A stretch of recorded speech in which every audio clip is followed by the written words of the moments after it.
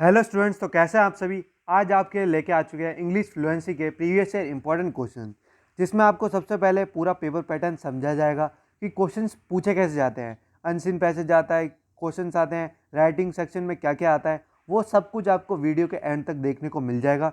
तो बस वीडियो के साथ लास्ट तक बने रहेगा। अगर आप चैनल पर पहली बार आए हैं तो प्लीज़ चैनल सब्सक्राइब करते हैं और वीडियो को लाइक करते जरूर जाएगा।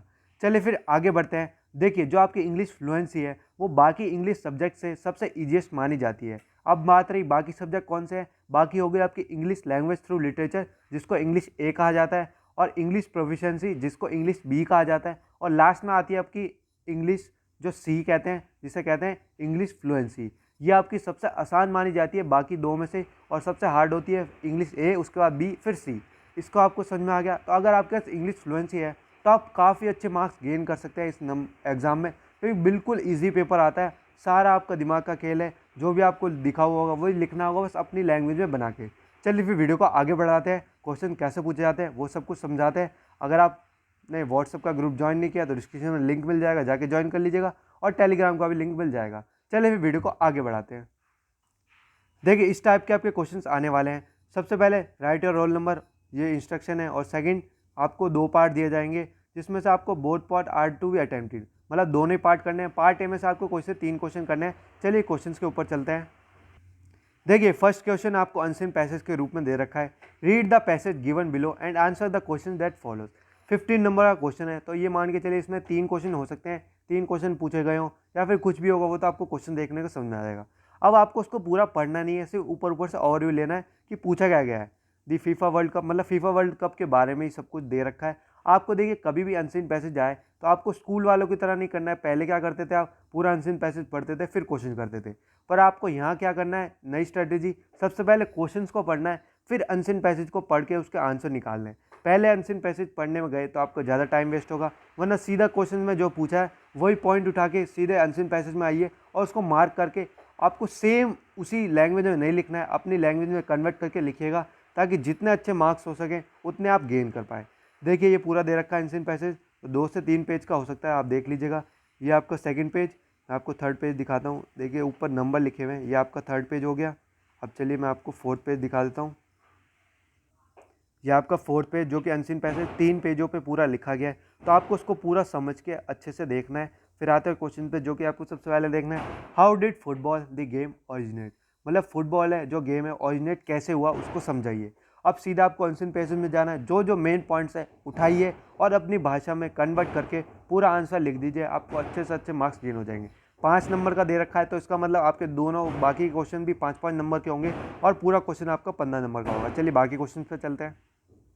देखिए, उसी का बी पार्ट क्या पूछ रखा है, which country is hosting the 2022 FIFA world cup, why is it an achievement. ये भी 5 नंबर का दे रखा है, तो सीधा आंसर पैसेज में जाइए, जहाँ पे लिखा हो hosting the 2022 FIFA world cup, achievement कैसे हुई उसके बारे में सारे पॉइंट्स उठा के अपनी लैंग्वेज में बना के लिख देना है। अब आते हैं आपके इसके लास्ट क्वेश्चन पे, क्वेश्चन 1 के, फाइंड सिनोनिम्स। सिनोनिम्स मतलब सिमिलर वर्ड्स, सेम अर्थ देने वाले।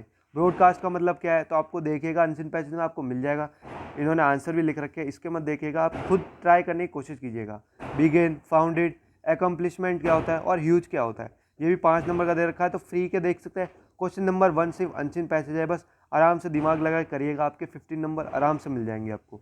अब आते हैं क्वेश्चन नंबर 2 पे, जो कि आपका दे रखा है, राइट अ डिबेट फेवरिंग और against the motion on the given topic as per the points that follow. 15 marks का ये भी देखिए। अब आपको इसने कह रखा है डिबेट बनानी है आपको, पर जो आपको पॉइंट्स दे रखे हैं उसके बेसिस पे। सोशल मीडिया आपको टॉपिक दे दिया है, अ बून और अ कर्स, इसके बारे में आप पढ़ लीजिएगा गूगल पे, इस टाइप के टॉपिक उठा के, ताकि इसके बाद की आपकी नॉलेज हो जाए। Write an overview of the topic and opening sentence क्या होगा वो लिखिए सबसे पहले। Give 2 facts and anecdotes in support of your opinion. Write 2 suggestion which you think your opponent might ask you on the basis of your presentation. देखिए, ये 3 question होगा, ये भी 15 मार्क्स का, मतलब अभी तक आपको पार्ट ए में 2 क्वेश्चन देखने को मिले हैं, जो कि 30 नंबर कैरी करते हैं। और अगर आपको डिबेट का फॉर्मेट पता है तो आप इसको भी आराम से कर लेंगे। बस इसको सोशल मीडिया के बारे में आप इसको पूरी नॉलेज है, बस उसको बना के लिखना, वो आपका मेन टास्क है। चलिए अब नेक्स्ट क्वेश्चन पे चलते हैं। नेक्स्ट क्वेश्चन 3 है, तो ये समझ के चलिए पार्ट बी, मतलब पार्ट ए में आपके 5 क्वेश्चन दे रखे हैं, और इसमें से आपके कोई भी 3 कर लेने हैं, जो आपको सुटेबल लगे, जिसका आपको प्रॉपर फॉर्मेट पता हो, और जो आपको टॉपिक समझ में आए, बस वही क्वेश्चन उठाएगा। अब देखिए क्वेश्चन नंबर 3 क्या दे रखा है, your cousin is seeking admission in Delhi University, he she is confuse about the course and the college that she needs to choose. अब देखिए इसके बारे में तो आसोल वाले स्टूडेंट से ज़्यादा कौन समझ पाएगा। आपके साथ सेम यही सीन हुआ है कि आप कंफ्यूज है, आपके कोर्स और कॉलेज आपको समझ में नहीं आ रहा, बस अपने हिसाब से बना के लिख दीजिएगा। राइट एक लेटर लिखना है advising and informing him about the university के बारे में।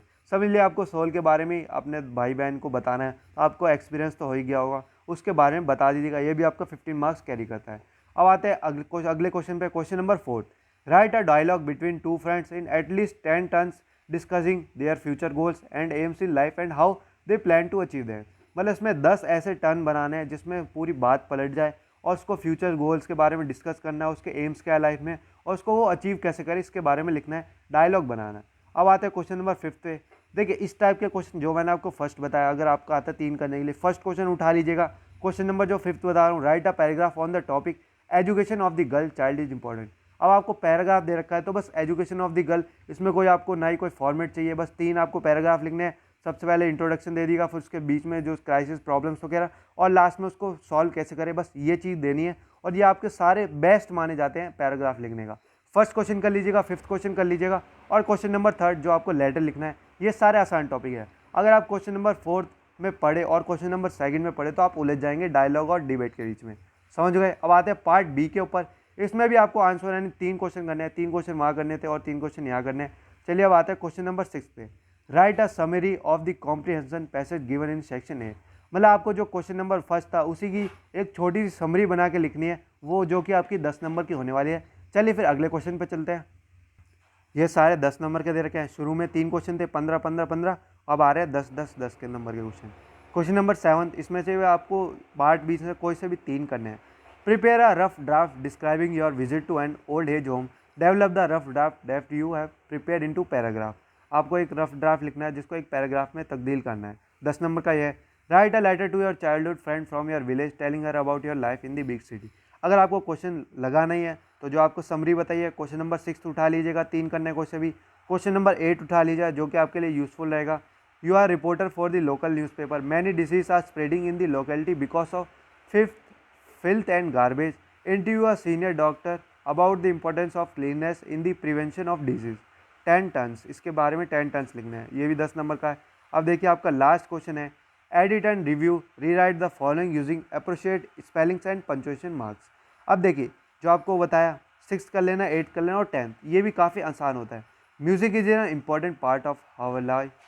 देखिए आवर लाइफ लिख रखा है, गलत है, सीधा दिख रहा है, O U R our life लिखना है तो फ्री के नंबर है। It gives us enjoy compassion and love, it has the power of healthy people. देख लीजिए, इसको सही से कर लीजिएगा। आई ऑलवेज लिसन टू, इसके बारे में जो जो गलती है आपको उसको सही करके लिखना है। चलिए मैं अगले क्वेश्चन पे दिखाता हूँ आपको। Music of my choice, choice की स्पेलिंग गलत लिख के ई लिखना है तो 7 नंबर डाल के आपको सिर्फ चॉइस लिखना है और फ्री के नंबर मिल रहा है। When I had to solve maths, it has the power of the, it has the क्या होता है, power of the helping people concentrate better. Music also, also की स्पेलिंग ALSOO नहीं होती, ALSO। फ्री के number. Helps in improving sleep, quality क्या होता है, क्वालिटी की बस वाई लगाना है और आपके फ्री के नंबर। सबसे ईजीएस्ट पेपर इंग्लिश फ्लुएंसी माना जाता है। अगर आपको अपने कोर्स का ये सब्जेक्ट का आपको प्रीवियस ईयर चाहिए तो कमेंट्स में ज़रूर बताइएगा ताकि आने वाली वीडियो में वो वाला अपडेट किया जाए। चलिए फिर वीडियो को ही ख़त्म करते हैं।